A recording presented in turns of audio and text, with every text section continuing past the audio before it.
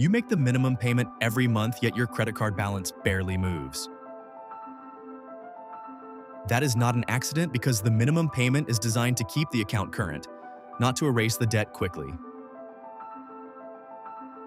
This is a quiet money guide with no hype, no panic, and no guru promises. Just a clear explanation of what the minimum payment really does. A credit card statement usually shows several numbers, but the smallest one is often the easiest to notice. That smallest number can feel like the safe choice because paying it prevents the account from becoming late. But staying current and getting out of debt are two very different goals. The minimum payment is usually calculated as a small percentage of the balance, a fixed dollar amount, or a combination of interest, fees, and part of the principal. Most of your payment can go toward interest while only a small part reduces what you actually owe. Imagine a credit card balance of $3,000 with an annual percentage rate of 24%. At that rate, the interest for 1 month is roughly $60 before any new purchases or fees are added. If the minimum payment is $90, only about $30 may reduce the original balance. You paid $90, but the debt fell by only $30. That gap is the heart of the minimum payment trap. The payment feels meaningful because money left your bank account, but most of it paid for the cost of carrying the debt. Then the next month begins with almost the same balance. Interest is charged again, and the cycle repeats. As the balance slowly falls, the minimum payment may also fall.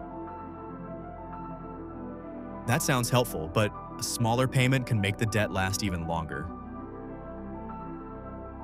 You may feel that the card company is giving you breathing room, while the repayment timeline quietly stretches into years. One person keeps paying the declining minimum, while the other keeps paying a fixed amount. The fixed payment usually removes more principal every month because it does not shrink as quickly as the balance. The danger comes from misunderstanding what it is designed to accomplish. It protects the account from being marked late, but it does not protect you from long-term interest costs. A credit card statement often includes a warning showing how long repayment may take if you pay only the minimum. Many people notice that box once, feel uncomfortable, and then return to the smaller number because it seems more manageable today. Credit card systems are built around that difference between what feels affordable now and what becomes expensive later. New purchases can make the trap even stronger. You may pay the minimum and believe you are reducing the debt, while new spending replaces the small amount of principal you just removed. In that case, the balance can stay flat for months even though you never miss a payment. It can also rise if new purchases, cash advances, late fees, or penalty rates are added. You are doing what the statement asks, yet the debt does not seem to respond. The problem is that it did too little against a balance carrying expensive interest. High interest works quietly because it is divided into monthly charges rather than shown as one large annual bill. A 24% annual rate does not arrive as a single $720 charge on a $3,000 balance. Instead, it appears in smaller monthly amounts that are easier to tolerate and easier to underestimate. That is why the total cost can remain invisible until you look at the full repayment timeline. The minimum payment can also create a false sense of progress.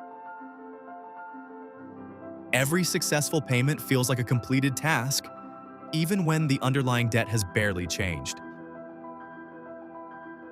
A useful distinction is to separate the required payment from the chosen payment. The required payment is what keeps the account current. The chosen payment is the amount that determines how quickly the balance disappears. Those two numbers do not have to be the same. Even a modest amount above the minimum can reduce interest and shorten the repayment period, although the effect depends on the rate, balance, and whether new charges continue. A fixed monthly payment can make progress easier to see because the amount does not decline automatically with the balance. Stopping new charges on the same card can also reveal whether the repayment plan is actually working.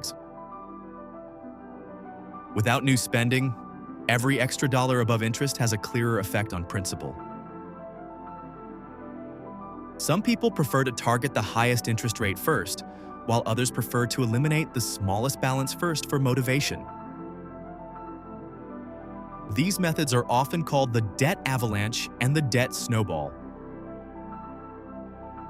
Neither method changes the basic rule that paying only the minimum usually keeps expensive debt alive longer. Balance transfer offers can sometimes reduce interest temporarily, but fees, deadlines, and the rate after the promotional period matter. A 0% headline does not automatically mean zero cost. The safest way to evaluate any repayment option is to compare the total cost, the time required, and the risk of adding new debt. The minimum payment trap is powerful because it does not look like a trap. The statement arrives, the payment is made, the account stays open, and nothing appears to be wrong. But the balance tells the real story. If months of payments produce almost no change, the system is working exactly as designed, just not toward the goal you expected. The important lesson is not that credit cards are always bad. The lesson is that minimum payments are a safety floor, not a repayment strategy. Once you see that difference, the statement becomes easier to read and the debt becomes easier to understand. And if the numbers still feel confusing, that is normal, because interest, payment formulas, and repayment timelines are rarely explained in plain language. We will return to these ideas in future Quiet Money guides, including how credit card interest is calculated, how promotional rates work, and why 0% financing is not always free. This guide is educational and is not personal financial advice.